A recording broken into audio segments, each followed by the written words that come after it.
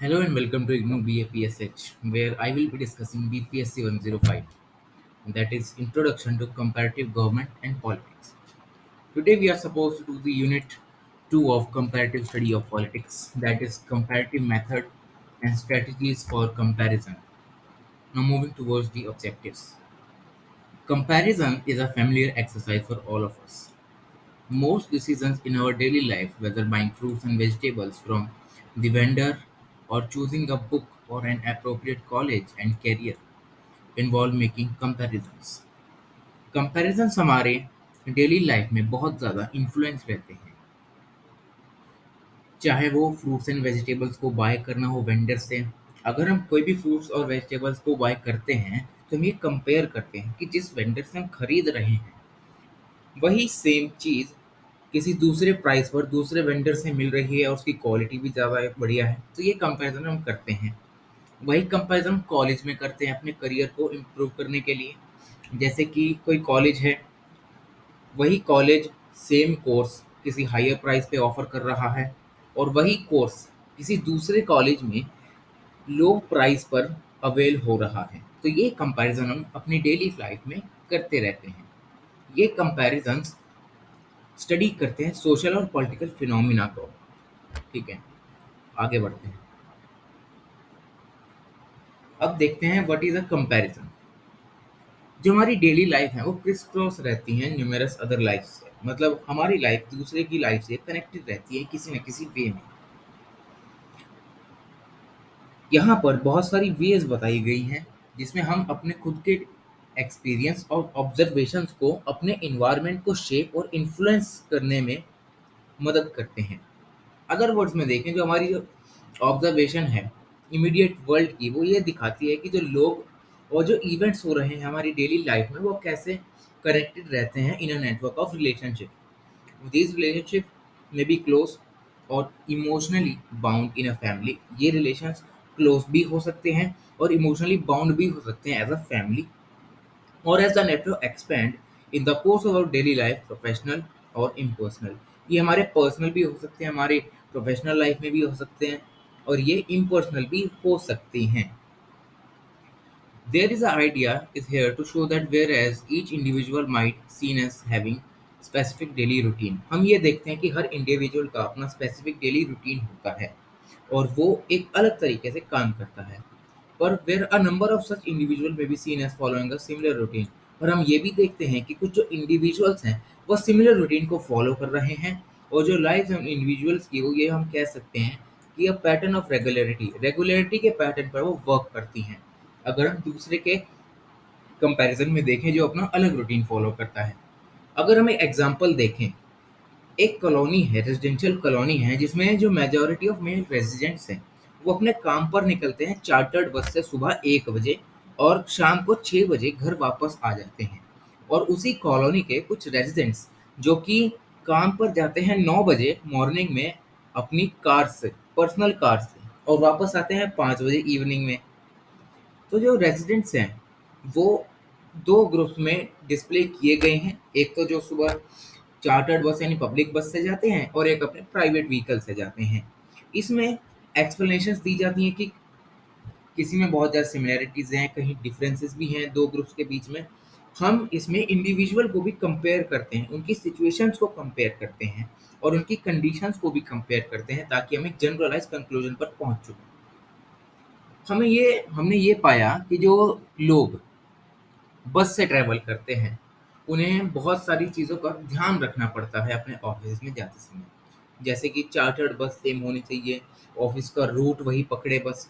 ठीक है, अब जब एब्सेंस होता है पर्सनल व्हीकल्स का तो इसी में कुछ लेस सिमिलर पोजीशंस भी आ जाती हैं ऑफिस में। जैसे कि लोकेशन कभी कभार क्या होता है बस दूसरे रूट से जाती है जो रूट लंबा पड़ता हो, और जो अपने कार से जाते हैं वो इन सब सिमिलैरिटीज से दूर रहते हैं। उनमें कुछ डिफरेंसेस होते हैं, वो कभी भी किसी भी स्पीड से अपने ऑफिस पहुंच सकते हैं और जहां भी उनका मन करे वो काम कर सकते हैं। आगे बढ़ते हैं, सम थॉट्स ऑन मेथड्स। अब मेथड होता क्या है? मेथड एक ऐसा एक्सपीरियंस है जो कि यूज़फुल, हेल्पफुल और इंस्ट्रक्टिव होता है हमारे किसी रिलेटिव केस को एकम्प्लिश करने के लिए। बहुत सारे मॉडल्स दिए जाते हैं स्कॉलर्स द्वारा, जैसे कि कोई कंपैरेटिव मेथड का यूज़ करता है, कोई पॉलिटिकल मेथड का यूज़ करता है, कोई हिस्टोरिकल मेथड का यूज़ करता है, कोई एक्सपेरिमेंटल, कोई स्टैटिस्टिकल। अभी आगे हम इसके बारे में बात करेंगे। एक साइंटिफिक इंक्वायरी में देखें, जो साइंटिफिक इंक्वायरी होती है वो एग्जैक्टनेस पर फोकस ज़्यादा करती है। मतलब कोई सिमिलैरिटी या डिफरेंस जो हम किसी से कंपेयर कर रहे हैं वो कितना एग्जैक्ट है। जो सोशल साइंसेज हैं वो उनके नेचर जो है, उनका सब्जेक्ट मैटर, वो इन मेथड्स को बहुत ज़्यादा एक्यूरेसी के साथ साइंटिफिक एक्सपेरिमेंट से कंट्रोल करके रखता है। एक नंबर ऑफ स्कॉलर्स ये फील करते हैं कि जो प्री ऑक्यूपेशन है उसे साइंटिफिक रिसर्च का पार्ट माना जाना चाहिए। पर कुछ जो स्कॉलर्स हैं वो ये आर्ग्यू करते हैं कि एक मेथड है वो थिंकिंग में काम आता है, एक्सप्लोरिंग में काम आता है और रिसर्च में काम आता है, साइंस स्टडीज़ में। बहुत सारे मेथड हमने हमें यहाँ पे बता रखे हैं, जैसे comparative, historical, experimental, statistical are used by scholars in their study. ये सब मेथड्स स्कॉलर्स द्वारा स्टडी किए जाते हैं। It may be pointed out that all these methods may use comparisons for varying degrees. Comparative method is not only monopoly of comparative politics. हमें हमें ये देखने को मिलता है कि जो ये मेथड्स हैं वो वेरिंग डिग्रीज, मतलब अलग अलग डिग्रीज को स्टडी करने के लिए यूज़ किए जाते हैं। पर जो कंपैरेटिव मेथड्स है वो सिर्फ कंपैरेटिव पॉलिटिक्स में काम नहीं आता, वो अलग अलग डोमेन्स में भी काम आता है। जैसे कि to study physical, human and social phenomena, sociology, history, anthropology, psychology, literature, etcetera. These disciplines have used the comparative method to produce studies which are referred to various as cross-cultural. इन सभी studies की comparative study को हम cross cultural studies कहते हैं, and cross national in which political science, sociology. Cross cultural study कहते हैं anthropology और psychology की स्टडी को। क्रॉस नेशनल जो स्टडी होती है वो होती है पॉलिटिकल साइंस और सोशियोलॉजी में, जो कि एम्फेसाइज करते हैं डिफरेंट डिफरेंट फील्ड्स में। आगे आती है the comparative method, why we compare. हम कंपेयर करते क्यों हैं? सबसे पहला मेथड आता है इसमें सोशल साइंटिफिक रिसर्च। जो कंपैरिजन है वो सिमिलैरिटी और डिफरेंसेस को स्टडी करने में हमारा काम आता है और एक ग्राउंडेड थियरी देता है कि इसकी फाउंडेशन में रखा क्या है। हाइपोथेसिस को टेस्ट करता है, कैजुअलिटी को इन्फर करता है और रिलायबल जनरलाइजेशंस को प्रोड्यूस करता है, जनरलाइज कंक्लूजन को प्रोड्यूस करता है। Many social scientist believe that research should be scientifically organized. अब कुछ सोशल साइंटिस्ट हैं वो ये मानते हैं कि जो हम रिसर्च कर रहे हैं किसी भी कंपैरेटिव पर्सपेक्टिव में, वो साइंटिफिकली ऑर्गेनाइज्ड वे में होनी चाहिए। वो ये मानते हैं कि जो साइंटिफिक रिसर्च है बहुत ही अच्छा मीन्स है साइंटिफिक रिसर्च को कंडक्ट करने के लिए, क्योंकि इसमें वैलिडिटी, रिलायबिलिटी, वेरिफिकेबिलिटी और प्रेडिक्टेबिलिटी बहुत ज़्यादा एग्जैक्ट मानी जाती है। एक अमेरिकन पॉलिटिकल साइंटिस्ट हैं जेम कॉलमैन। उन्होंने ये कहा कि you can't be scientific if you are not comparing. इसका मतलब ये है कि हम जब तक साइंटिफिक नहीं हो सकते जब तक हम कंपेयर नहीं करते।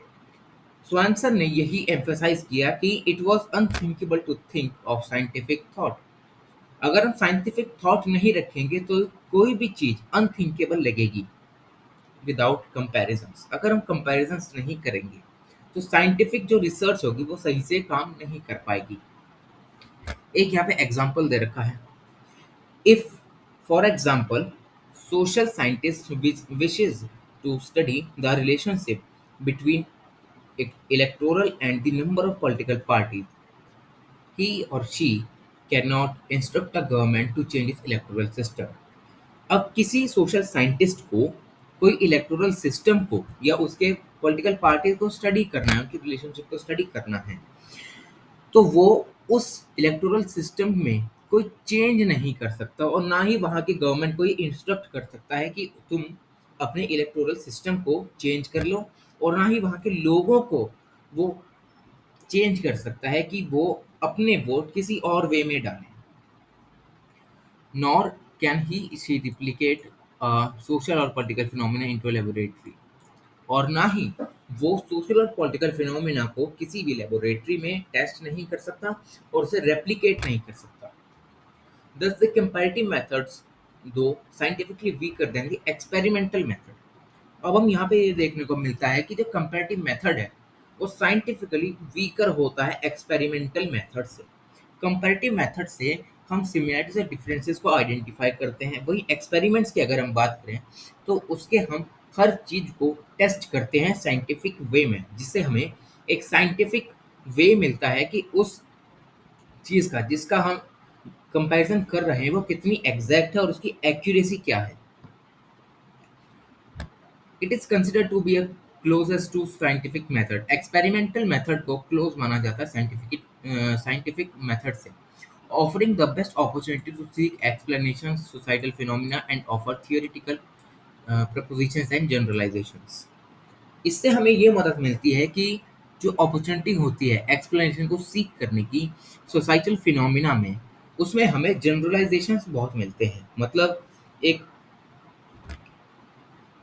जनरल कंक्लूजन मिलता है। आगे एक मेथड आता है इंटेरोगेटिव थिंकिंग का। While some social scientists use comparative method to develop a scientific inquiry, for others, however, thinking with comparison is an integral part of analyzing social and political phenomena. कुछ thinkers जो होते हैं, कुछ social scientist जो होते हैं, वो comparative method का यूज़ करते हैं साइंटिफिक इंक्वायरी को डेवलप करने के लिए। पर कुछ थिंकर्स ये सोचते हैं कि जो कंपैरिजंस हैं, उनके साथ थिंकिंग ज़्यादा बेटर होती है। For them, thinking with comparison is an integral part of analyzing social and political phenomena. Thinking के साथ कंपैरिजन बहुत ही इंटीग्रल पार्ट माना जाता है साइंटिफिक, सोशल और पॉलिटिकल फिनोमिना में। स्वानसन है, उन्होंने ये आर्ग्यू किया, thinking without comparison is unthinkable. मतलब हम कंपैरिजन के बिना थिंक कर रहे हैं वो अनथिंकेबल है, उसका कोई कंक्लूजन नहीं निकल सकता। वो ये पॉइंट करते हैं, no one should be surprise that comparisons implicit and explicit pervade the work of social scientists and have done so from the beginning. Comparison among the roles, organizations, communities, institutions and cultures. आगे बात करते हैं amyl दरखाइन की। ये एक बहुत ही renowned German sociologist हैं, जो कि ये कहते हैं कि जो कंपैरेटिव मेथड्स है वो इनेबल करता है research to cease to be purely descriptive. इससे हमें क्या पता चलता है कि इमाइल दरखाइन है वो ये बताना चाह रहे हैं कि जो कंपैरिजंस होते हैं वो एक दूसरे से कैसे रिलेट करते हैं। कंपैरिजन प्लस थिंकिंग से हमें ये पता चलता है। स्मेल्सर और also argue that the description can not work without comparisons. स्मेल्सर ये कहते हैं कि जो डिस्क्रिप्शंस हैं वो कंपैरिजंस के बिना वर्क नहीं कर सकते। एक इंडियन है मनोरंजन मोहंती, ये बोलते हैं कि रिलेशनशिप जो होती है वो सिमिलैरिटीज और डिसिमिलैरिटीज को आइडेंटिफाई करने के लिए नहीं होती है। दूसरे वर्ड्स में ये कहते हैं, it is such an exercise that would lead to classification of likes in a group or of isolated compartments, so that a comparative exercise would become nothing more than finding similarities within groups and dissimilarities among them. वो ये कहते हैं कि ये एक ऐसी exercise है जिसमें हम क्लासिफिकेशन कर सकते हैं ग्रुप्स का, जो कि आइसोलेटेड कंपार्टमेंट में रहते हैं, जो दूसरों से आइसोलेटेड रहते हैं। और इससे जो कंपैरेटिव एक्सरसाइज होती है वो ना सिर्फ सिमिलैरिटीज और डिफरेंसेस को आइडेंटिफाई करने के लिए काम नहीं आती, बल्कि हमें इससे उनकी रिलेशनशिप के बारे में पता चलता है, उनकी यूनिटी के बारे में पता चलता है, उनकी ओपोजिशन के बारे में पता चलता है। नेक्स्ट टॉपिक है मेथड्स ऑफ कंपैरिजन। कंपैरिजन के मेथड्स कौन कौन से होते हैं? सबसे पहला है एक्सपेरिमेंटल मेथड। जो एक्सपेरिमेंटल मेथड होता है वो एस्टेब्लिश करता है casual relationship between two conditions. ये दो कंडीशंस के बीच में एक कैजुअल रिलेशनशिप को एस्टेब्लिश करने की बात करता है।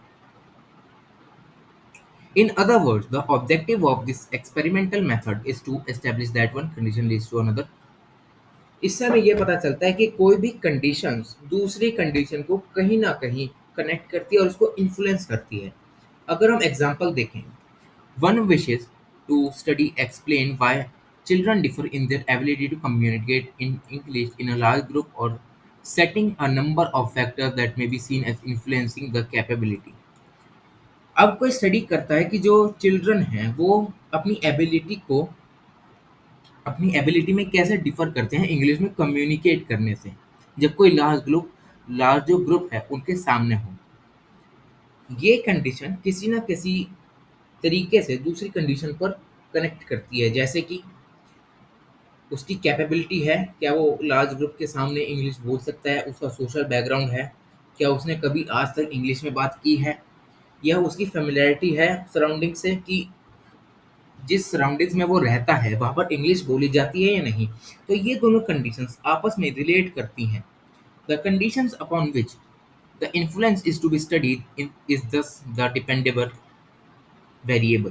This is an experiment design to study the effect of social background. ये जो एक्सपेरिमेंट है ये इसलिए डिजाइन किया गया है ताकि हम सोशल बैकग्राउंड को एफिशिएंटली स्टडी कर पाएं। On ability to communicate, social background will be independent variable and the ability of communicate will be dependent variable। बस ये रिपीट किया हुआ है। अब आगे आता है case study. Case study as the name suggest focus on in depth study of a single case. Case study में क्या होता है, किसी एक केस की इन डेप्थ स्टडी की जाती है। In that sense while the method itself is not strictly comparative, पर ये comparative method नहीं होता पूरी तरह। It provides the data which can become the basis of general observations। ये डेटा प्रोवाइड करता है जिससे हम जनरल ऑब्जर्वेशंस पर अपने कुछ ओपिनियंस को रख सकते हैं। अगर हम एग्जांपल देखें कंपैरेटिविस्ट का जो कि यूनाइटेड स्टेट्स के हैं, वो हैं एलेक्सिस दे टॉकविल। ये क्लासिक स्टडी करते हैं 18th सेंचुरी फ्रांस की, the old regime in the French revolution 1856।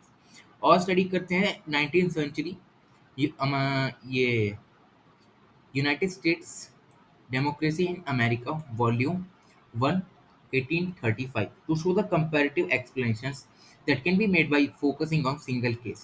ये दोनों केस अलग अलग हैं, एक है फ्रेंच रेवोल्यूशन और एक है डेमोक्रेसी। जो एलेक्सिस स्टॉकविल हैं वो इनके दोनों की स्टडी करते हैं और ये बताने की कोशिश करते हैं कि जो कंपैरेटिव मेथड्स हैं वो कैसे बनाए जा सकते हैं सिंगल केस से। इन दोनों की स्टडी में उन्होंने डिफरेंट डिफरेंट क्वेश्चंस को पूछा, उन्हें टैकल किया। फ्रेंच केस में उन्होंने ये देखा कि जो 1789 का फ्रेंच रेवोल्यूशन है और जो यूएसए में कंक्रीट रीजंस हैं कंडीशंस की जैसे कि सोशल इनइक्वालिटी है वो एक दूसरे से कहीं ना कहीं रिलेटेड है। टॉकवेल की जो केस स्टडी है वो कंपेयरिंग और कंट्रास्टिंग डिफरेंट केसेस, मतलब कंपेयर करते हैं उन इन दोनों केसेस को कंट्रास्ट करते हैं ताकि इसमें हम कुछ सिमिलरिटीज और डिफरेंसेस को अंडरस्टैंड कर पाएं। He thought about how American case influenced his views on French case। वो ये देखते हैं कि जो अमेरिकन केस था सोशल इनइक्वालिटी का उसने कैसे इन्फ्लुएंस किया उनके फ्रेंच केस की स्टडी को। He saw that the USA has a place where democracy naturally grew। वो ये देखते हैं कि यूएसए एक ऐसी जगह है जहाँ पर जो डेमोक्रेसी है वो नेचुरली ग्रो हुई है जिससे स्टेबिलिटी आई है, बल्कि फ्रांस में इनइक्वालिटी और desire for equality led to revolution.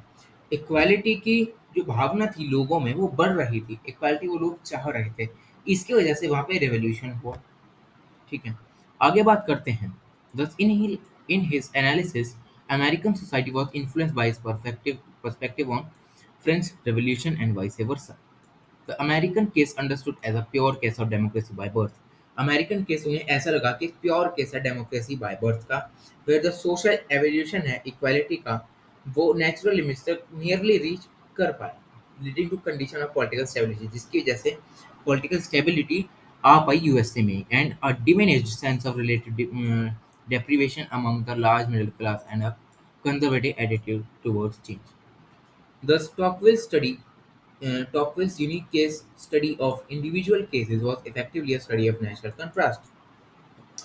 टॉकविल की जो यूनिक स्टडी थी केसेस की वो एक इफेक्टिव स्टडी थी नेशनल कंट्रास्ट की, तो उसमें कुछ सिमिलरिटीज और डिफरेंसेस को आइडेंटिफाई करने की within a complex model of interaction of historical forces to explain divergent historical courses that are taken up by France and US, जो दोनों की हिस्ट्री से लिंक्ड हुए हुए हैं।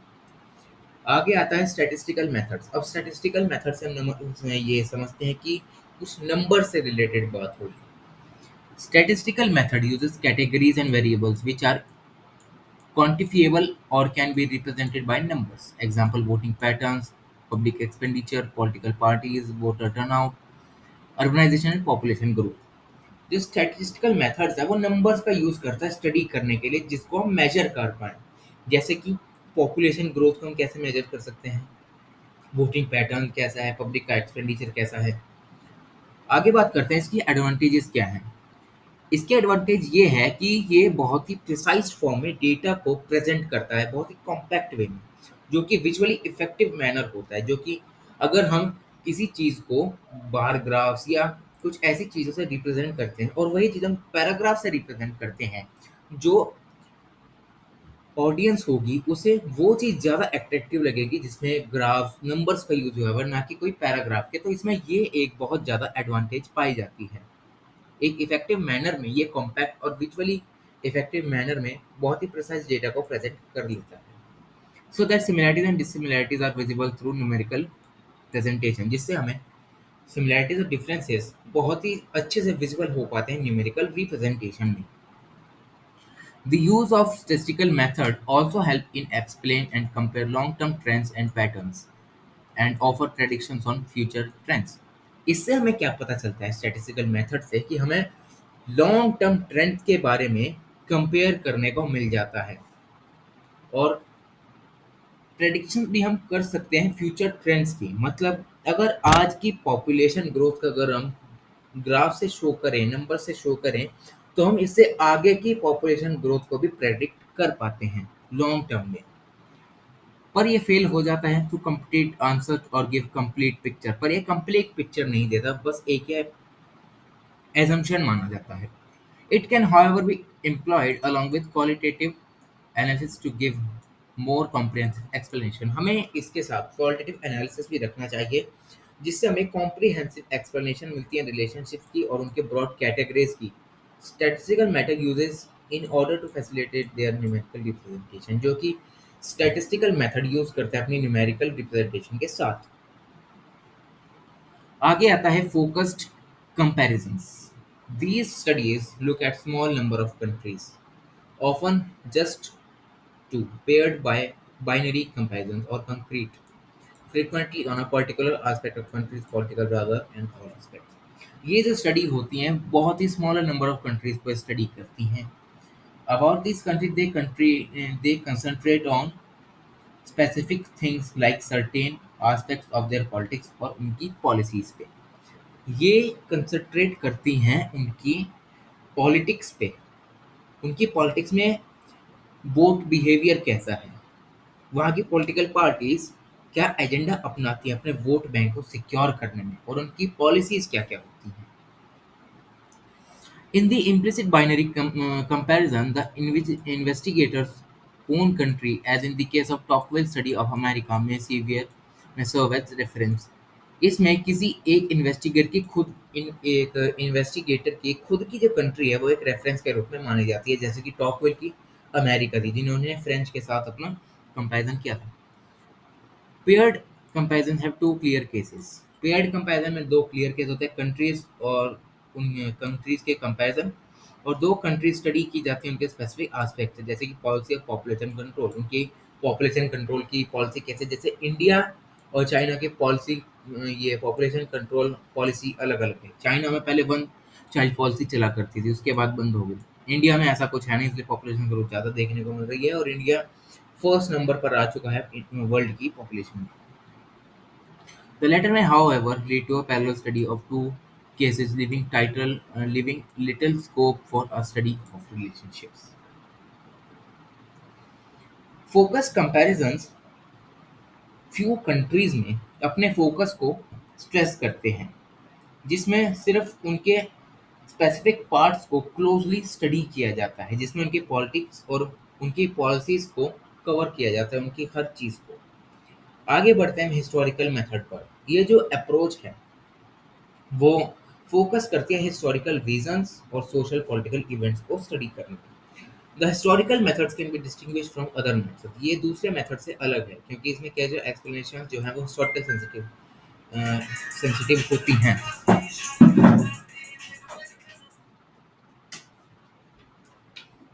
हिस्टोरिकल मेथड्स की अगर हम बात करें तो हिस्टोरिकल स्टडीज़ जो होती हैं वो कंसंट्रेटेड होती हैं मोर और लेस केसेस के लिए, जो कि कैजुअल एक्सप्लेनेशन को सोशल और पॉलिटिकल फिनोमिना के साथ एक्सप्लेन करती हैं किसी हिस्टोरिकल पर्सपेक्टिव में। सिंगल केस स्टडीज जो होती हैं वो मेंशन करती हैं कि जो जनरल स्टेटमेंट्स हैं उनको कैसे अप्लाई किया जाए दूसरे केसेस में और उन्हें कैसे जनरेट किया जाए। एक स्कॉपकोल नाम के थिंकर हैं, वो ये पॉइंट आउट करते हैं कि जो कंपैरेटिव हिस्टोरिकल स्टडीज़ हैं वो ज़्यादा से ज़्यादा ब्रॉडली स्टडी करती हैं comparative history, comparative historical analysis. इसमें हिस्टोरिकल मेथड में कंपैरेटिव हिस्टोरिकल एनालिसिस को बहुत ही ब्रॉड वे में स्टडी किया जाता है।